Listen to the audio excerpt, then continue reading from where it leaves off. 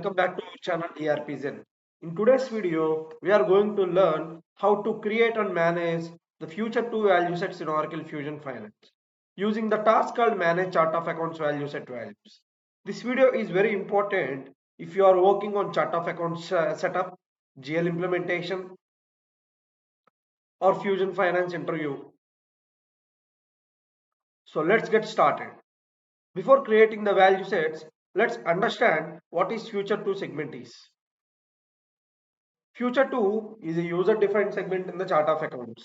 It is commonly used for future business requirements such as future expansion without COA redesign. Now let's see the navigation part. Click on the username. Click on setup and maintenance. Now search for the task called manage chart of accounts value set values. Click on manage chart of accounts value set values. Now click on create to create a value set. Now fill the details one by one.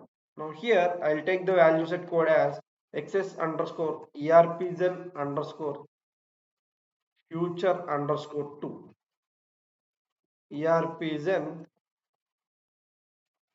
future 2. Now take the module as general ledger,